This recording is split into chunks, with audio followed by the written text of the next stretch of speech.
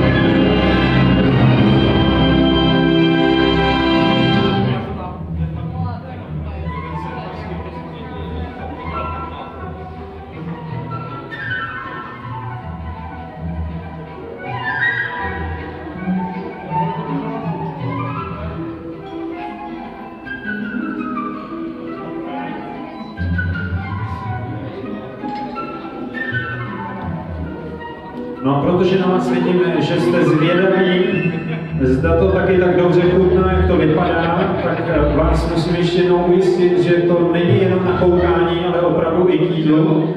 Takže já doufám, že všichni potom budeme moct ochutnat a také ochutnáme.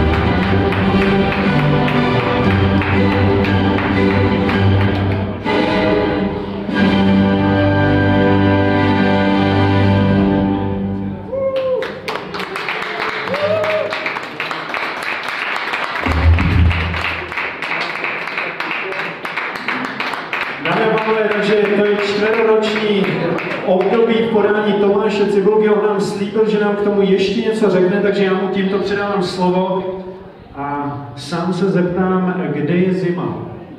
To je snad jasný, Richarde, ne? Zima je, dobrý večer, já jsem Tomáš Cibulka, vítám vás tady. Takže zima je úplně tady na kraji. Jestli se vás ptám, že jsem jí celou dobu odbýval, tak je to kvůli tomu, že u nás v zimě nic neroste. Já jsem člověk, který rád jí suroviny, když jsou v sezóně, takže zima bohužel je jenom o oříškách, o svařáku a o štrůdlu. Nicméně vám teda něco řeknu o tom, co tady před sebou máte, protože očividně to není úplně zřejmý. Takže jaro. U každého ročního období jsem vypíknul takový dezert, který je pro naší zemi nebo pro ten náš kraj trošku typický. Takže první dezertík je panakota z bílého křestu. Do toho doplňky jsou ty, které na jaře dostanete, anebo zavařeninu, kterou na jaře najdete. Léto tady máme, je to taková ta naše dětská pochotka, jsou to jahody šťouchaný s mascarpone, nebo my teda Češi to máme rádi se smetanou, ale použil jsem mascarpone. Do toho opět suroviny, které jsou pro léto typické nejen teda pro naši republiku, jako je passion fruit nebo granátové jablíčko, nějaké citrusy. Pak na podzim jsem zvolil dezert, je to brownies s houbama, protože houby jsou u nás super houby a málo z nich tvoříme takovýhle dezerty. Nejenom to, co je sladký, se nedá do dezertu a divili byste se, co všechno roste u nás a dá se taky jíst, jako je třeba růže nebo různé jiné chytky. A teda naposledy to je štrůdl. Jo, tohleto prosím, to je žele ze svařáku, který teda, já nevím, jestli vidíte to o Vánocích na Staromách, ale já tam každý den zaskočím, takže o Vánoce na vás je to žele ze svařáku. Chcete se ještě zeptat na něco, co byste nevěděli, co je? Jenom mě teda napadá, tady ty kuličky, kde jsou různě, tak to je kaviár z hroznového vína. Jinak je tady rajčatová marmeláda, drobenka z čokolády a z kořice. Je tu toho spoustu. Chcete zajímá někoho něco? Co je? Jestli ne, jo. Ano, všechno je k jídlu. Chcete? Tak možná já bych se zeptal za všechny, jak to můžeme jíst? Já vám to všechno dám. Přijďte si s talířkem a já vám to naservíruju. Takže to je čtveroroční období v podání Tomáše Cibulky. Já myslím, že si to zaslouží pořád.